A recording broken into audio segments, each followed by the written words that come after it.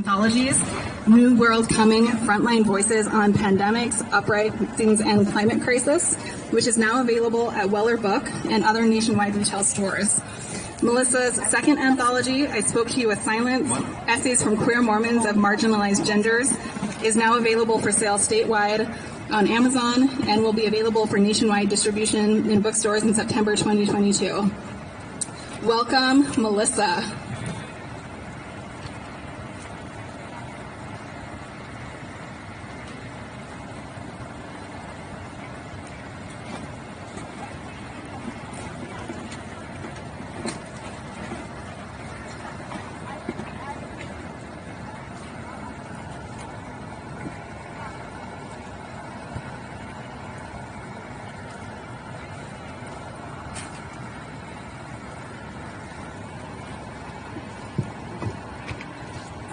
Hello, everyone.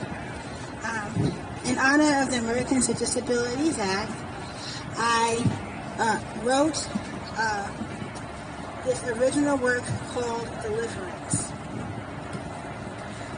I was born in a cage, welded together by generational trauma and addiction, systemic racism, and immense poverty. For years, I tried desperately to pick the lock of humanity, squeeze through the bars of injustice, and otherwise escape from this prison.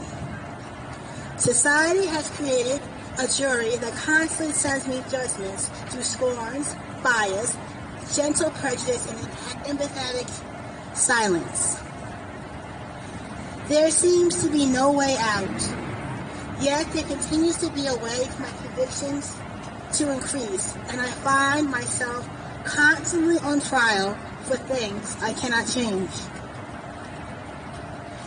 Tethered to this jail cell, I can go about the world accomplishing tremendous and wondrous things, but the reality is that I am never free from the anguish and sorrow that comes with being looked upon by the world as less than. The voices surrounding my tethered chain say I am not good enough. I am not trying hard enough to overcome the perceived burden, or I simply do not have enough faith in God to pray it away.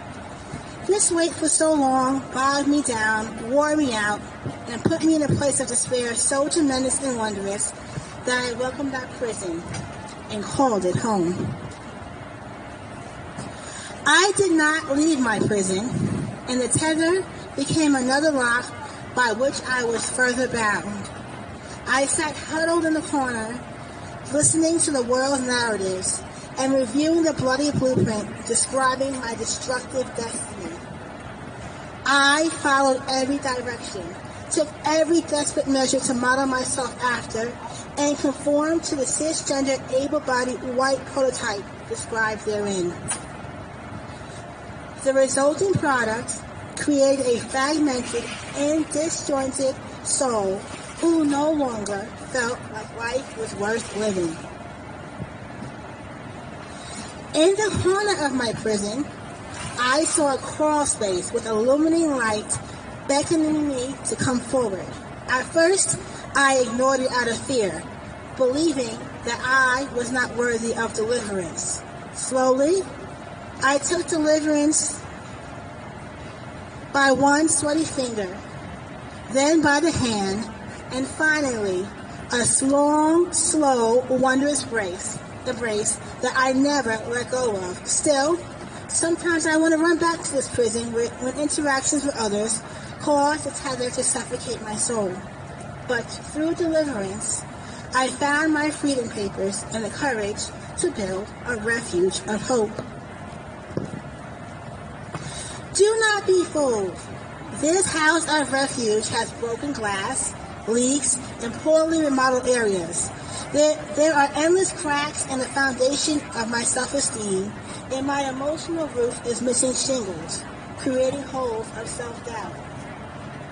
Nevertheless, this house has authenticity, self-pride, and abounding love.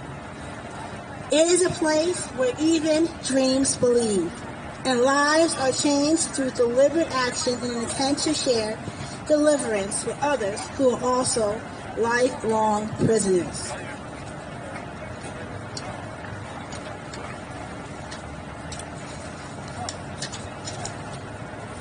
It is in this house that I thrive, because despite never being it is in this house that I thrive, because despite never being able to be too far from the cage I was born into, I can use my tether to create further empathy and motivation to increase more remarkable change.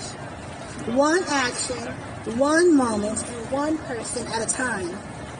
This mission carries me through the darkest hour, most intense pain and emotional sorrow, and it is this mission that brings deliverance repeatedly.